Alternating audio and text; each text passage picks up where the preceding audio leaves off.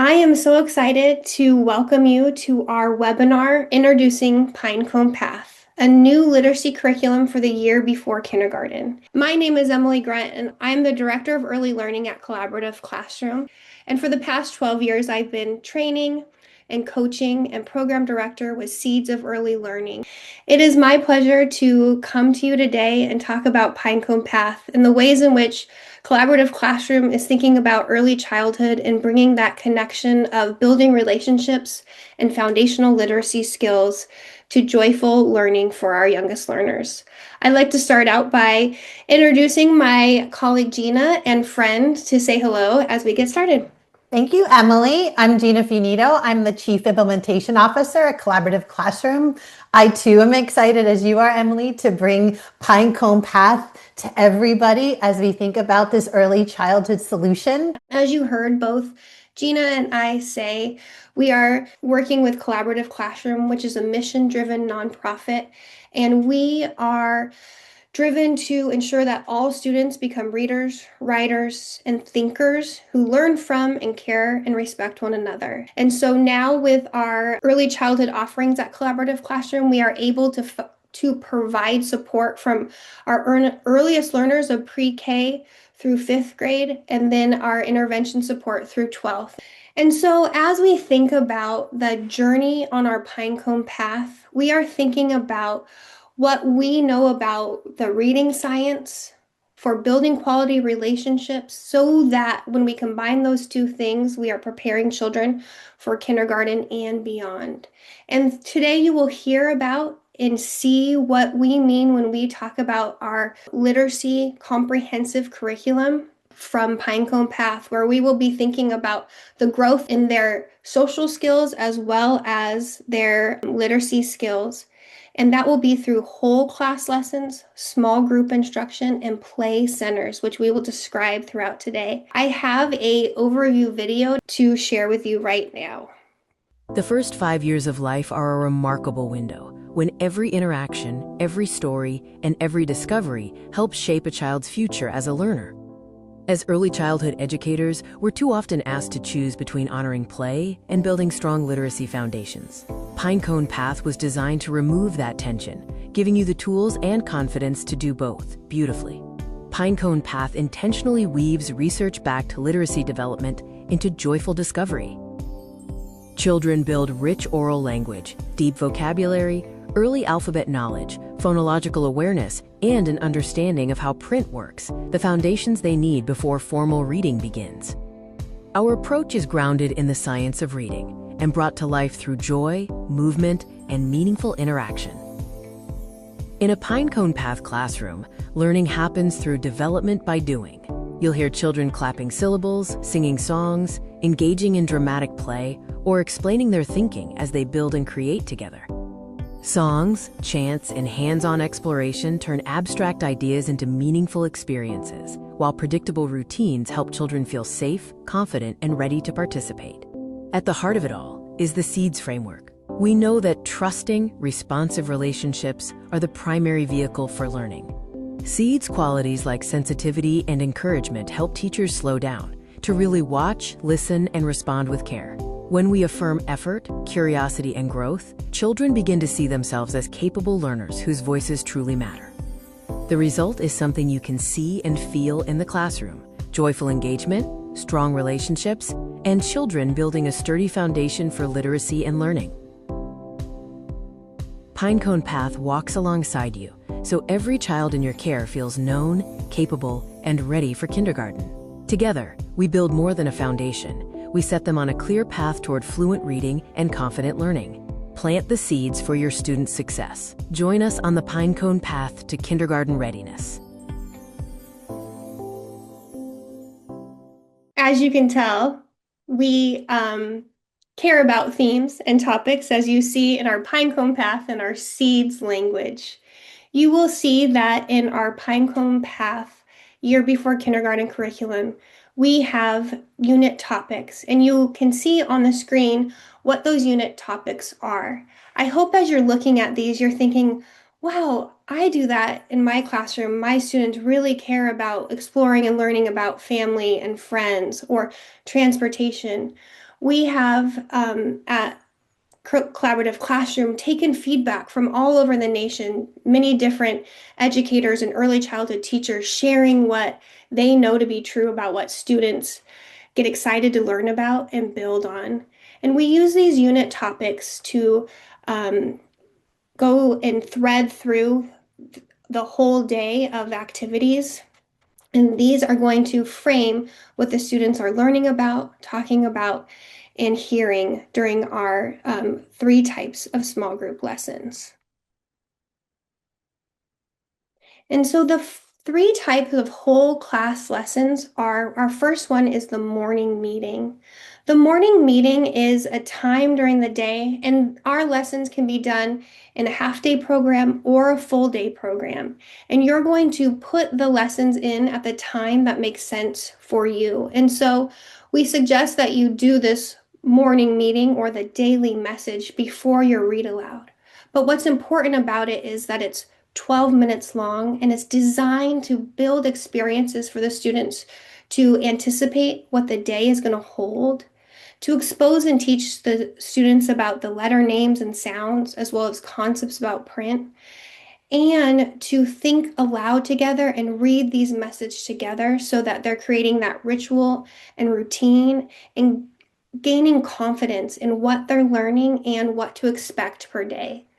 Through these daily message, the children will be singing songs, they'll be chanting poems, they will be doing community building activities, such as learning each other's names or clapping out syllables of each other's names. And through these interactions, they will have embedded and explicit instruction in some of those foundational literacy skills.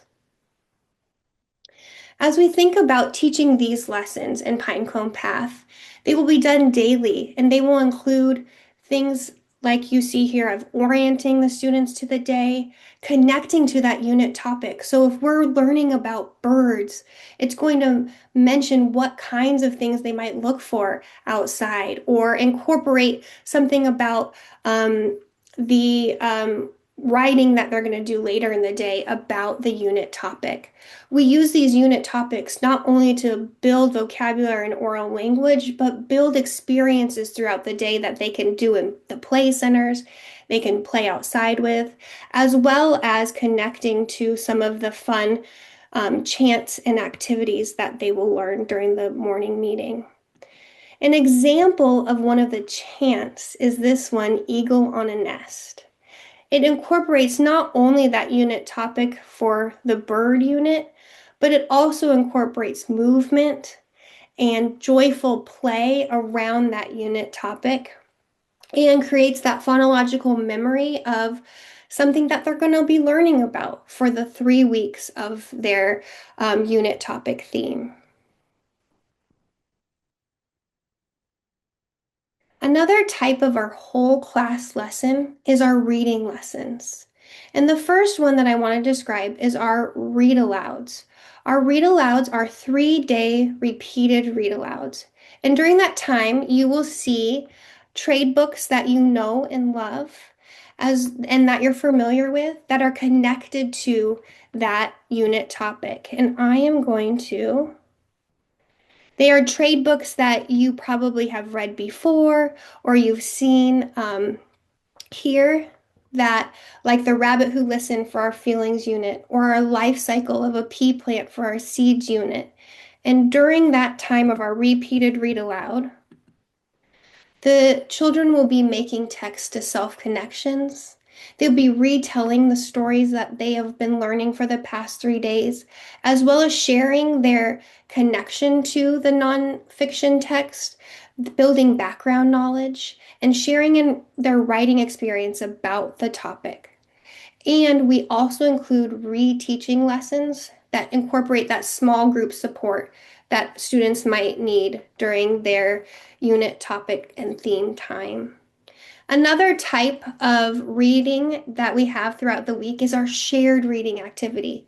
Again, this would be a lesson that's 12 minutes long, and they don't have to be on Thursday and Friday, but if you were going Monday through Friday, they would be later in the week after they've built that knowledge around the unit topic from a text that they were reading from, and it'll incorporate songs and poems that support the students learning and thinking about concepts about print, phonemic awareness, and that alphabet knowledge. So they will interact with the shared reading that's based on the unit topic, and they will be learning through the experience and exposure of our um, reading from left to right. Where do we have capital letters and periods during the shared reading time? Oops. Again, here's some examples of some of the books that come with our repeated read aloud and topic themes. And here's some example of some of the shared reading poems. You see Sprinkle, Sprinkle Little Seeds, which goes with our plant unit. We have our mail carrier poem that goes with our, no, I can't think of it, Gina, sorry, mail carrier, and for keeps. And these poems will be shared reading experiences that our students will do during that 12-minute reading time twice a week. Emily, I was also thinking about how powerful it is to have the connection between rich trade books and poems and songs and chants and that interconnectivity of all the different types of literacy experiences that brings to the students during particularly the reading lessons.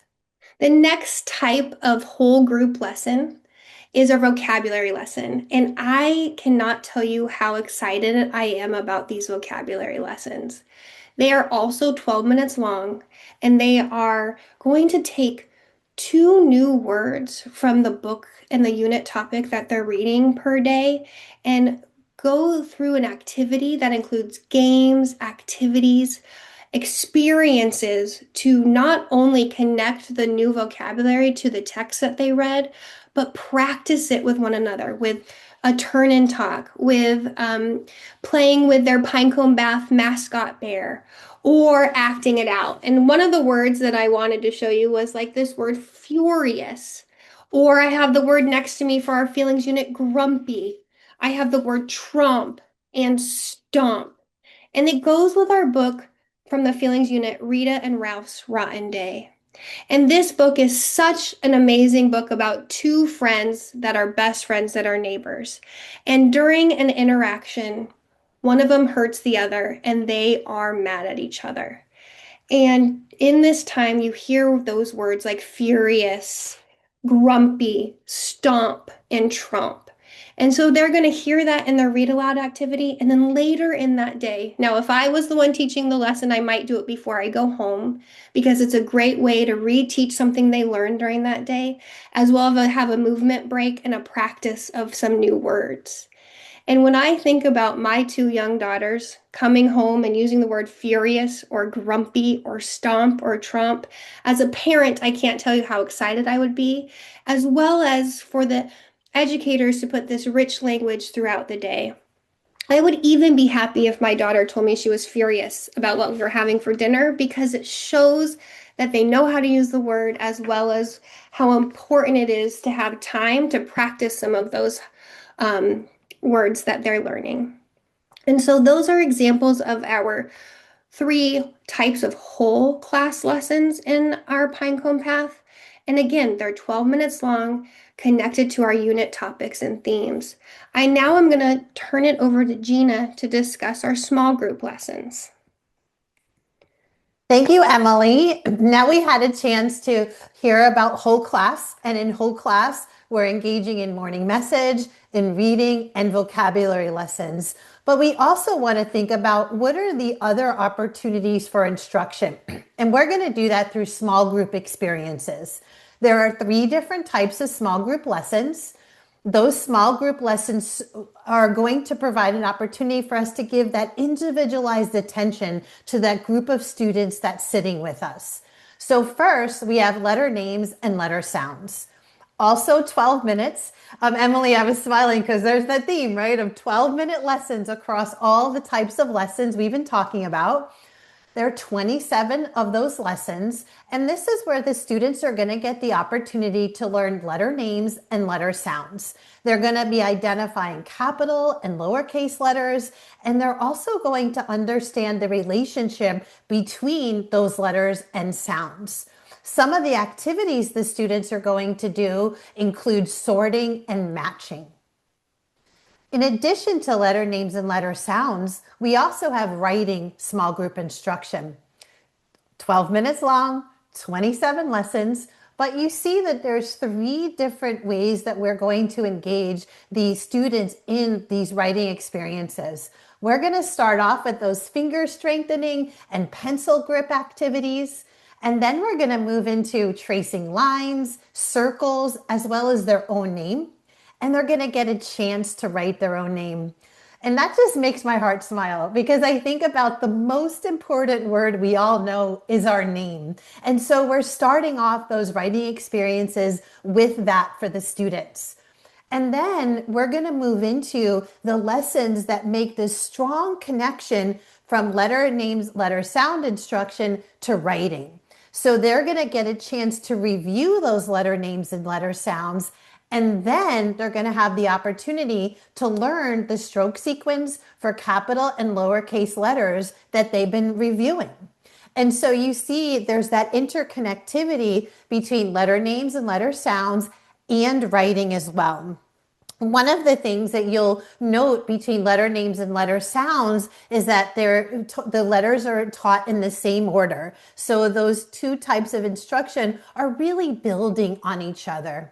In addition to that, we want to think about the fact that the students are getting lots of experiences, particularly with letter names and letter sounds, in the morning message, during the shared reading lessons, during the vocabulary lessons. They're also getting a chance to connect to them in chants and their transition songs as well.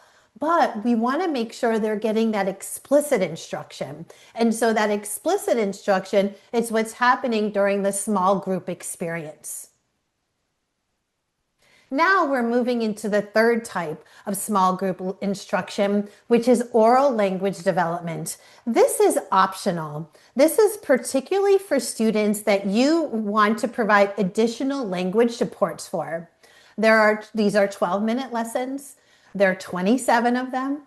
And in this case, and I thought about how, Emily, you shared that how your heart was happy when we talked about vocabulary lessons. And I felt the same way when I was connecting to the oral language development lessons, because we're going to be delving into vocabulary used in everyday language.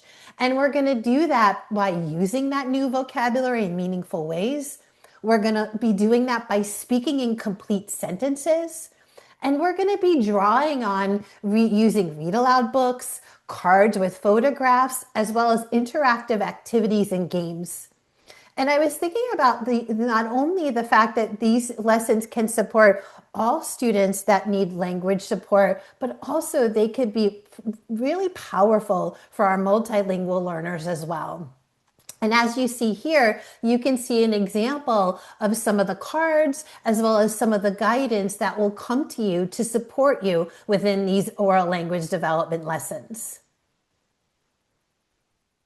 So we talked about whole class, we've talked about small group, and now we have to talk about play centers because we want our students to engage in playful literacy activities.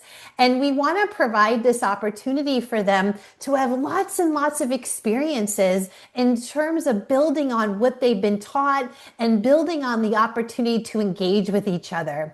During play centers, they might work individually, they might work in pairs, they might work in small groups, but they're going to have this opportunity to make some choices. What am I going to do? What am I going to engage in? Maybe I need to spend some time writing, but maybe I get a chance to have some time in dramatic play. And so I'm going to be able to weave in and out the various activities that help me develop the literacy skills I've been taught. as well as building responsibility.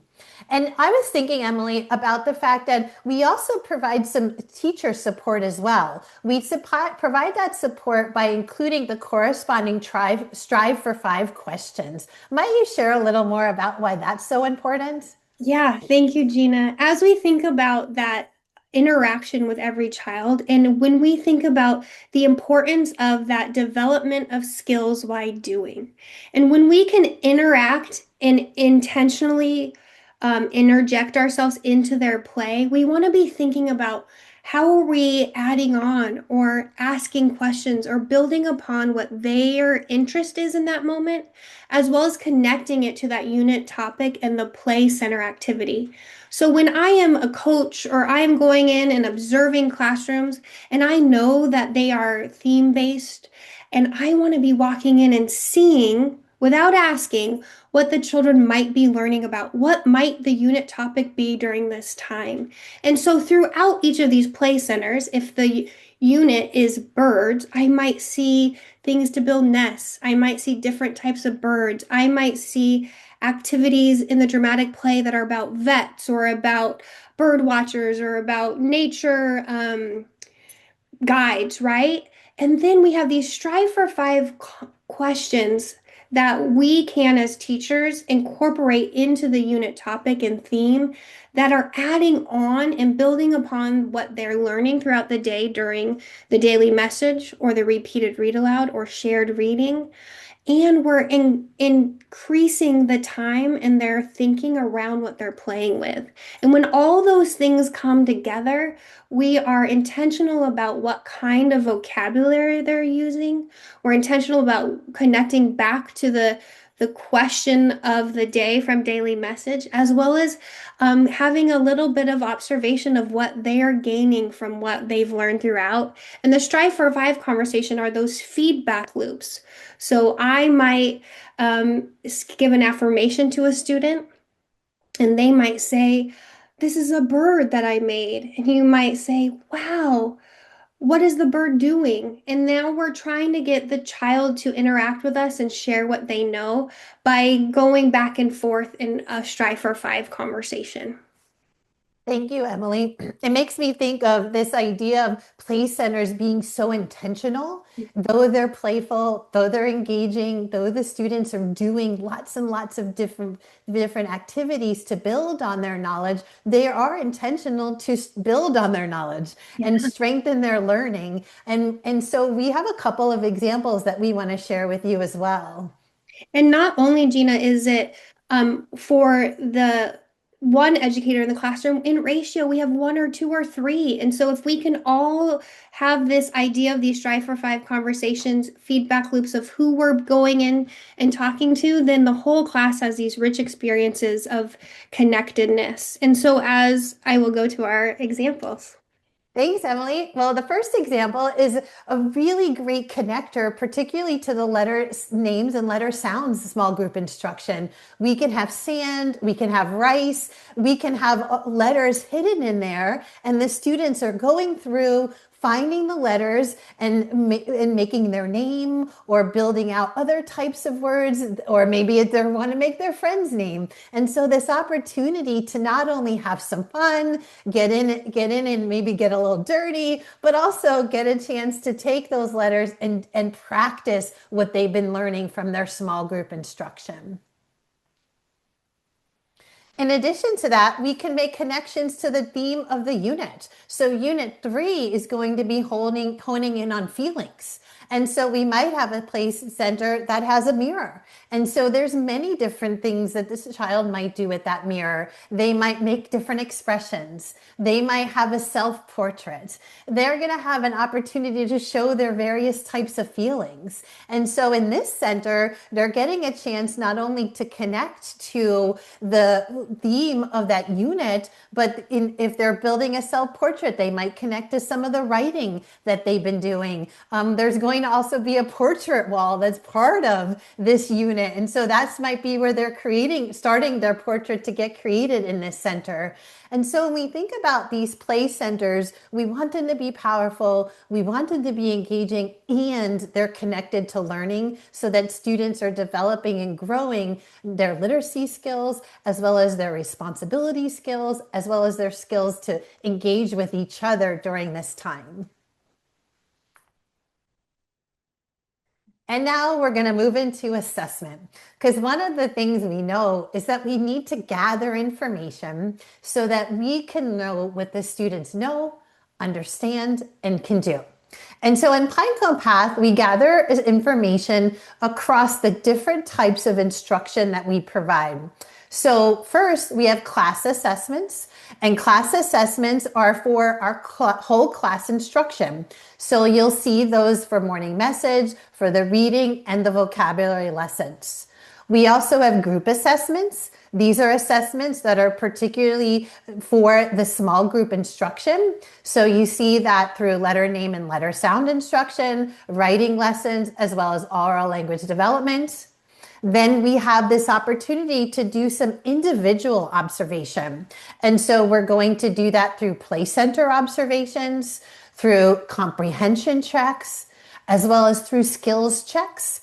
One of the things that you'll note is that the play center opportunity gives you a chance to observe students as they're engaging in those play centers, which is why you're going to do that about once a unit, because you're going to get a chance to observe one or two students a day, so you can collect that information of how are they engaging in that work. When you go to the individual comprehension check, you're getting an opportunity to connect back to the unit instruction. What have we been doing, particularly in those reading lessons? What are the skills, the comprehension skills we're developing, and how are the students gaining access to that? And then the skills check is going to let us take all this information that we're gathering and put it together to understand progress. How are the students progressing across all their instruction? What is the information we might want to share, whether that's through different conferences we're having with caregivers, or whether that's us making sure we're monitoring their growth over time. And then finally, we want to keep track. How are they learning those letter names and letter sounds? And so there's an assessment for that as well. Gina, something I love about this process of the different types of assessment, we're really thinking about where is it during the day that the child might need some additional support? How are we monitoring that? And how are we using some of the tools within the program to reteach or use Strive for Five in a different way during that play center time? So I really love that I see this play center observation as one of the important things that we believe and know kids need support in. We have that individual comprehension check. And as we said, we have reteaching lessons for that time. And that optional oral language lesson might come in during these assessments. You might be thinking, oh, I know which group to pull for that. And so it really makes it feel like there's a path, again, a theme of Pinecone Path, for every child to get what they need throughout the day's activities. Thank you, Emily. We've had a chance now to talk a lot about the student experience. So let's take a minute to talk about the educator experience. It was important to us to design Pinecone Path to support you in your own work. And so we did that in a few different ways. First, you'll see that in the detailed, easy to follow lesson plans. You'll also see that in the helpful lesson features that are included. And we shared a few examples of helpful lesson features right here. You see the You Might Says, the discussion support, teaching tip, ML notes, or accessibility notes. This is just some of the helpful lesson features that are there to support you before, during, and after teaching, so that you can make critical decisions, so that you can engage in conversation with your students, and even determine how you might elevate the experience as you're teaching a certain part of the instruction. And we want to provide a high level of digital support for you. We're leveraging digital technology to enhance your experience. And one of the ways that we're doing that is through unit videos. And so we're going to get a chance in just a moment to watch a unit overview. This little taste of the unit is just for you. What's the unit about? What should the students be learning? And so, Emily, we're happy to share about Unit 3. We've made quite a few connections today to Unit 3. And so we're going to get a chance for everybody to learn more about what's happening in Unit 3, feelings. Thank you, Gina. And I might just restate that this is for the educator, this to support them for planning, and it's not student facing. Welcome, fabulous pre-K educators, to Pinecone Path Unit 3, Feelings. This unit builds on the collaborative skills from Unit 2, using teamwork to dive into students' emotional landscapes. In Unit 3, your student goals will focus on 3 core areas, starting with emotional literacy. We are moving beyond happy and sad to help students identify and discuss complex feelings like nervous, disappointed, and embarrassed. We achieve this nuance through our anchor texts, such as "The rabbit listened." Students will discuss synonyms like grumpy and furious, truly grasping those subtle shades of meaning. Second, we will extend students' foundational literacy skills and launch small group instruction. Through clapping out syllables, listening for beginning sounds, and blending phonemes, we strengthen essential phonological awareness skills. And get ready to dive into small group targeted lessons focused on writing, oral language, and letter names and sounds. The final area is responsive self-expression. This involves contributing ideas to collaborative shared writing and exploring emotions through expressive movement, like the feelings dance. In Unit 3, we intentionally focus on the seed's quality of sensitivity by practicing careful, mindful check-ins. Tune into those subtle signals, like a change in behavior, to ensure every student feels seen and ready to learn. To make this learning concrete, our unit highlight is the student feelings photo display. Use photos of your students expressing feelings to create a highly visual resource for in-the-moment discussions. Building on your success from Units 1 and 2, Unit 3 empowers you with the tools to link literacy and emotional skills, fostering resilience, and significant growth in your students. Thank you for all you do, and enjoy teaching Unit 3 of Pinecone Path, Feelings. Emily, thank you for the reminder too, as we were going into this video. These videos, the unit videos are designed for you, the educator, so that you have a real understanding of what is happening in that unit and what we want those outcomes to be for that unit. A great thing for us to watch before we go into planning to get us primed for what we're going to be doing for those 3 weeks. And so when we think about Pinecone Path being this experience, not only for students, we're creating the year before experience where they're gaining rich literacy opportunities through whole group, small group, and play centers, but we also want to make this experience rich for the educators as well. At Collaborative Classroom, we've been thinking of so much about how to expand our early childhood solutions. And so over the last few years, we had a chance to release our SEEDS professional learning framework. We've now had our chance to release our Pinecone Path year before kindergarten that focuses on literacy instruction. And we now get to release our Every Child Ready curriculum. And so we want to introduce you to that curriculum, which is a 2-year developmental cycle of instruction for 3 and 4-year-olds that is comprehensive instruction. So obviously includes literacy, but is beyond literacy. So we hope that you join us on February 4th to learn more about Every Child Ready. But we want to thank you all for all the engagement and the interest in Pinecone Path. Yeah, we look forward to continuing the conversation and connecting with you soon. Thank you for joining us.